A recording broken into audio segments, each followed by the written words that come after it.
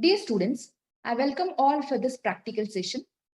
In this session, I am going to explain a program to find the memory address of an element in one-dimensional array.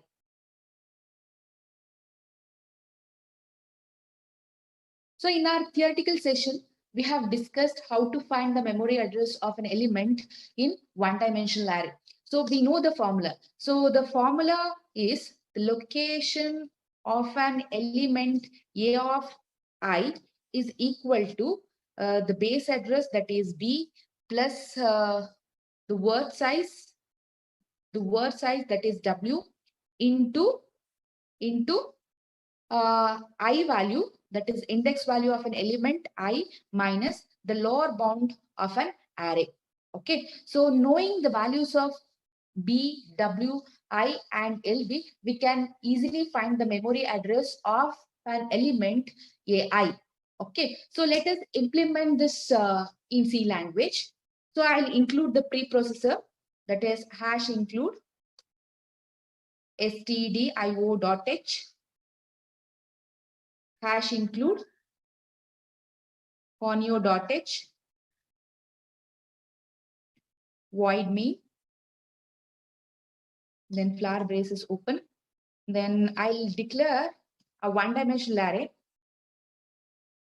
So if you want, you can read the elements of an array and you can cross-check whether the element address is correct or not. But instead, what I do is I'll directly read the values of B, W, I, and LB from the user, and I'm going to calculate its memory address. Okay, so for that, I'll declare a variable B, base address, which represents the base address, and W, the word size, the index value of an array element, and the lower bound of an array index value. Okay, so now I'll ask the user to input the values. So I'll prompt the user with the message, enter the base address of an array. Base address of an array. Okay, slash in, then read the base address value, scanf, %d, comma, ampersand B. And in the next line, read the word size value. Read the word size value.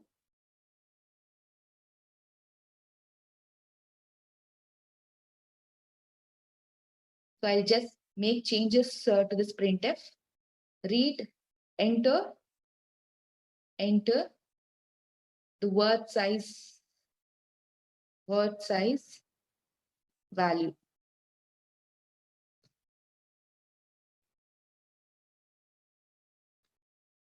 Next, scanf, %d, ampersand W. In the next line, I'll ask the user to enter the lower bound value of an array index. Okay, so I'll prompt the user, enter lower bound value of an array. Okay, or else you can change the statement, enter the starting index value of an array.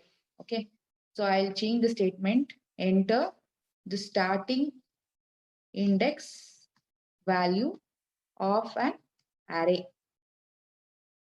So the starting index value of an array is considered as lower bound. So I'll read that value to a variable LB. Okay. In the next line, I'll prompt the user to enter the index value of an element whose address needs to be calculated. Okay. So I'll ask the user, enter the index value of an element of an array element whose memory address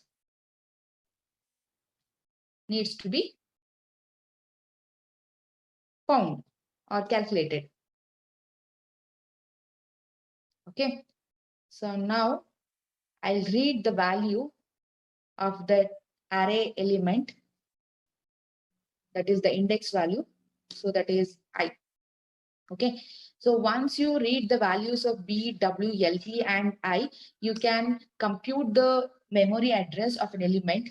So let me write memory address, that is MA. This is equals to, so I'll declare that variable MA here. So the address of an element will be always an integer value. Hence, this variable MA is declared as integer variable. Okay. So MA is equals to the address of an element. The memory address of an element is, what is the formula? The formula is B plus W into I minus LB. Okay. Semicolon. Next, print the result. Printf the memory address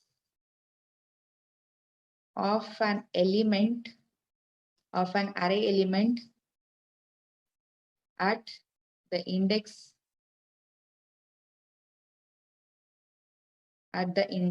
percentage D slash T is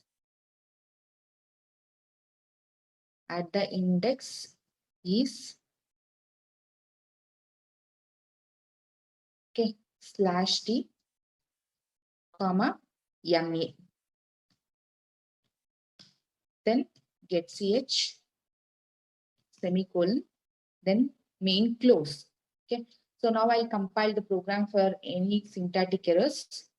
There is no syntactic errors in this program. I'll execute the program.